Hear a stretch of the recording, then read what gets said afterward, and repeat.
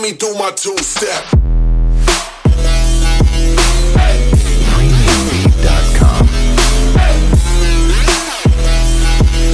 Class 12 chapter number हमारा 12 है और ये आपका स्मार्ट सिलेबस के हवाले से जो है वो तैयार कर रहे हैं।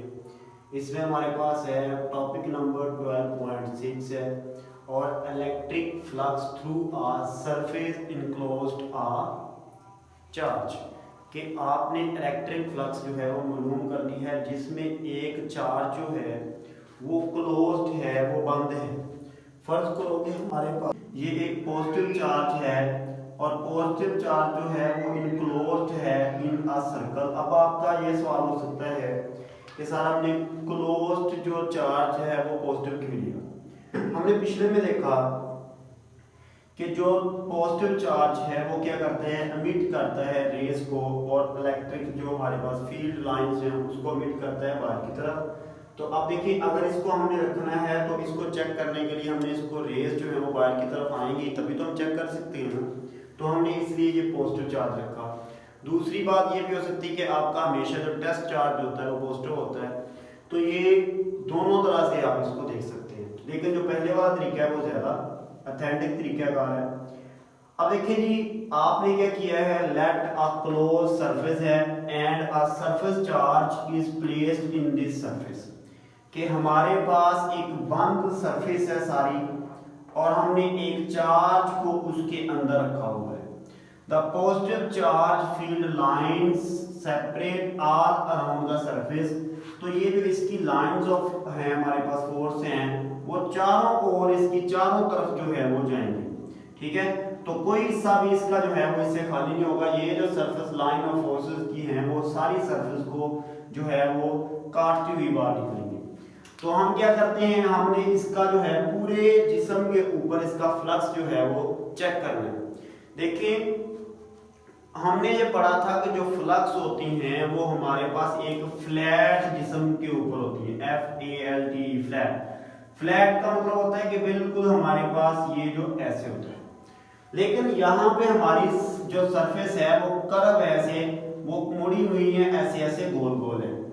तो क्या करेंगे हम, इतना इनको छोटा छोटा कर देंगे कि ये जो सरफेस है ये इनके दरमियान में जो फासला है वो बिल्कुल फ्लैट होगा, वो हमें फ्लैट फ्लैट नजर आएगा। क्या हमने इसको क्या करना है, इतना छोटा कर देना है, इतना छोटा छोटा और स्मॉल कर देना है।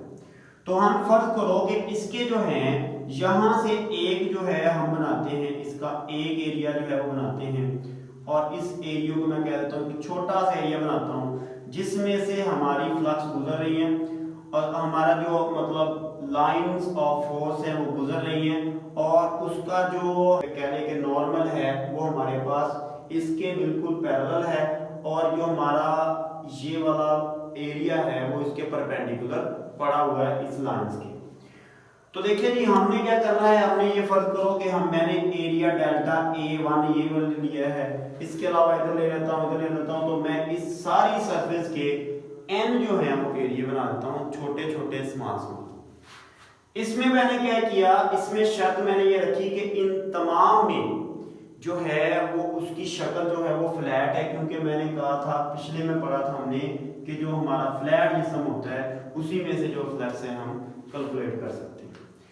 अब जी क्या होगा, अब direction of area is perpendicular, के जो उसका एरिया है उसकी डायरेक्शन जो है परपेंडिकुलर इस तरह और उसके नॉर्मल की जो डायरेक्शन है वो उसके पैरेलल है, तो लिहाजा यहाँ पे थीटा जो है आपका उनके दरमियान में जीरो है। कैसे, ये जी जा रही है आपकी लाइंस ऑफ फोर्स जा रही है, यहाँ पे आपका परपेंडिकुलर जो है वो पड़ा हुआ है एरिया और इसके बिल्कुल ये वाला जो है ये उसका नॉर्मल है। तो ये देखिए दोनों के दरमियान में क्या है, एंगल जीरो का है, ठीक है, क्योंकि एक ही सीध में है और अगर हम एरिया के हिसाब से देखते हैं तो वो दोनों एक दूसरे के परपेंडिकुलर है।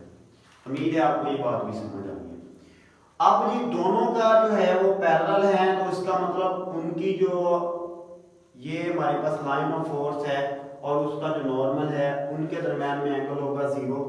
तो आपको पता है कि cos जीरो होता है 1, यही चीज जो है मैं आपको बताना चाह रहा था कि ये हमारे पास 1 कैसे आता है। अब जी उस cos 0 का तो हो गया हमारा खत्म। अब यहाँ पे जो हमारी इंटेंसिटी है वो क्या होगी, डेल्टा E1 होगी, पहले में से डेल्टा E1 होगी, दूसरा जो टुकड़ा लेंगे उसमें डेल्टा E2 होगी, इसी तरह डेल्टा E3, 4, 5, 6 और n तक जो है हमारे पास इसमें भी इंटेंसिटीज आती है। उसके बाद आ जाती है हमारी फ्लक्स आती है, टोटल फ्लक्स हम कहते हैं delta E into delta A। हर छोटे में हमने पूरे का नहीं लिया, हमने कहा था कि E डॉट A जो होता है ये हमारे पास फ्लक्स होता है, लेकिन हमने इसके छोटे छोटे पार्ट किए हैं, तो हम क्या करेंगे उस हवाले से डेल्टा E डेल्टा A जमा डेल्टा E2 डेल्टा A2 जमा डेल्टा E3 डेल्टा E3 और n तक हमारे पास ये बात जाएगी। अब आपको ये पता है कि जब हम बात करते हैं E की, तो E इज इक्वल हमारे पास K Q over R square. देखिए यहाँ पे हमारे पास चार्ज जो है सिर्फ एक है, अगर दो होते तो हम लिखते Q1 Q2 और R स्क्वायर उसके स्क्वायर का R। देखिए इस केस में ये वाली चीज भी कांस्टेंट, Q भी हर जगह कांस्टेंट और R स्क्वायर, R क्या है ये बिल्कुल दरमियान में पड़ा हुआ है, ये सारा दरमियान में पड़ा हुआ है, तो लिहाजा हर एक का जो R है वो एक दूसरे के बिल्कुल बराबर होगा, लिहाजा सारी चीजें ही कांस्टेंट होने की वजह से इसका मतलब ये भी हर जगह पे कांस्टेंट है। तो हम क्या करते हैं, हम इसको कह देते हैं कि E1 जो था E2 E3 En तक वो सारे जो है हमारे पास E है, ठीक है जी। अब जी इसके बाद हमारे पास ये देखिए डेल्टा A1 जमा डेल्टा A2 जमा डेल्टा A3 और डेल्टा n तक जो है ये हमारे पास एक गोल दायरे का क्या बन रहा है, सरफेस एरिया बन रहा है। तो वो हमारे पास फार्मूला होता है किसके बराबर होता है, वो 4 पाई r स्क्वायर। अब आपको पता है कि E की वैल्यू भी होती है एक, वो होती है K into Q1 over R square, या Q K की जगह पे लिख देते हैं 1 ओवर 4 पाई E नॉट।